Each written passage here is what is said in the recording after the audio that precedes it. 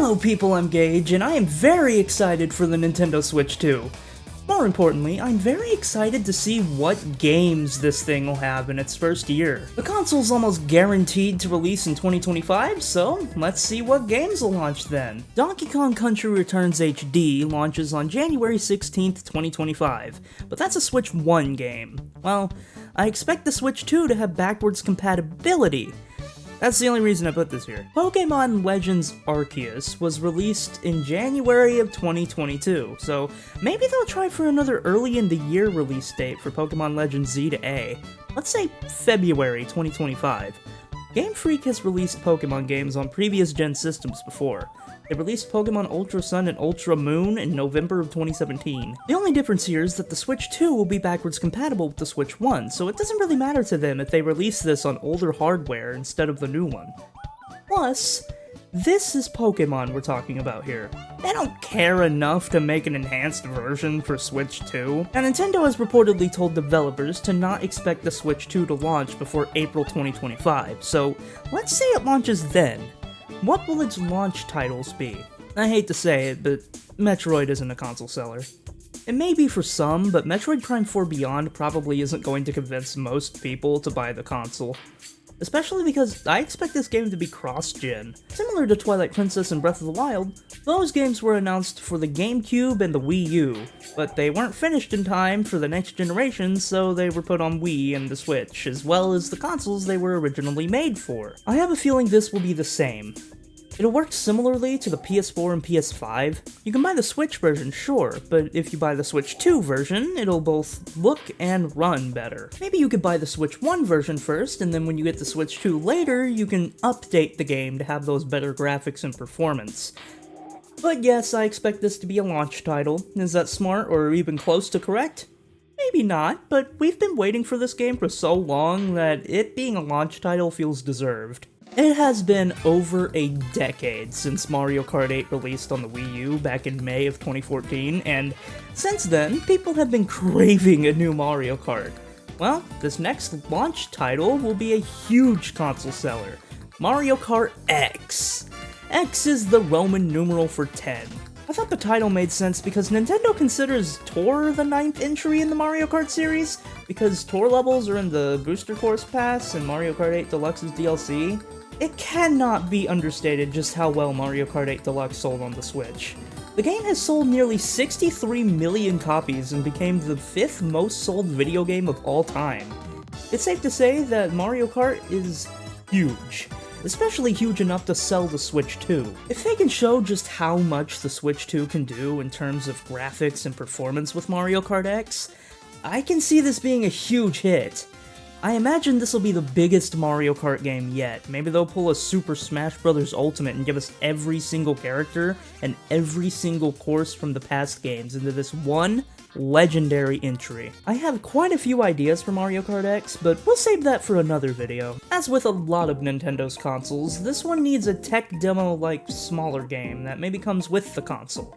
Think Wii Sports or Nintendo Land or, actually, let's not think about 1-2 Switch. It wasn't even packed in with the Switch, even though it totally should've. $50, Nintendo? Really? Anyway, back on topic. Nintendo has released 3 games on launch day before. With the Switch 1's launch, they released 1-2 Switch, Breath of the Wild, and Snipper Clips, which they published. So, right then and there, we have 3 games. To be fair, 2 of them are smaller games, but Nintendo has released 4 games in one day before. For the Wii's launch, they released Wii Sports, Wii Play, WarioWare Smooth Moves, and The Legend of Zelda Twilight Princess. Again, most of these are small minigame collections, so maybe I need to move some things around. Let's put Metroid Prime 4 Beyond in May of 2025, 1 month after the console's launch. I don't feel like Nintendo is going to release 2 huge games on the same day, as well as a smaller game, so to make room for that smaller game, we have to move Metroid, even though I still personally expect it to be a launch title. What will that smaller game be? Well, it could just be another Nintendo Switch Sports. I feel like if Nintendo Switch Sports released with the Switch, or at least sometime during that year, then more people would care about it. But it still did pretty well, selling just over 13 million copies, so let's do it again, but for Switch 2. They'll need to do more to make it stand out, because Switch Sports lacked a lot of charm. If they can give us some world building, or even my dream, which is a Wii Sports Resort styled sequel, I have a feeling this game could be pretty good. Plus, they need to add more single player content.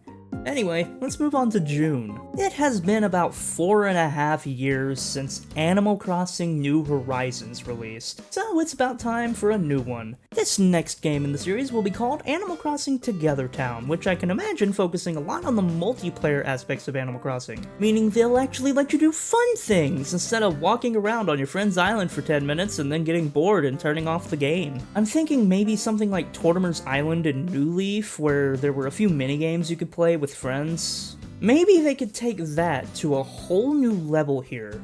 Even without the online aspect, this title still works because in this game you will be able to have up to 15 villagers in one town. Meaning, together with your villagers, you can build whatever lovely place you desire. New Horizons made Animal Crossing more like a sandbox game than a life sim. I think they'll really want to lean into that here. This is going to be a hit for those who loved Animal Crossing. I hope they'll at least do better on the character dialogue this time around. I like Animal Crossing for the animals and their unique and sometimes weird personalities, and while New Horizons had a little bit of that, it didn't have enough to satisfy me in that department. More on my opinions of New Horizons another time though. This game will release in June of 2025. Xenoblade Chronicles X is the only Xenoblade game not on Switch, but it's kind of running out of time, so why not make a Xenoblade Chronicles X Definitive Edition for Switch 2? I'm totally not biased with Xenoblade at all. It deserves to be here. With backwards compatibility, I'd love to see what they could do to increase the performance of the other 3 Xenoblade games on Switch. It would be so cool to see these games at a higher resolution. Plus, Xenoblade X used the online functionality of the Wii U, which is gone now, so it just makes sense to release this game on a console that still has online support, and it's new, so it has a long life ahead of it. This will be our August game. The Legend of Zelda series is pretty much an annual series now. Aside from 2022, every single year during the Switch's life has had a Zelda game. Breath of the Wild in 2017, Hyrule Warriors Definitive Edition in 2018, Link's Awakening in 2019, Age of Calamity in 2020, Skyward Sword HD in 2021, Tears of the Kingdom in 2023, and most recently Echoes of Wisdom.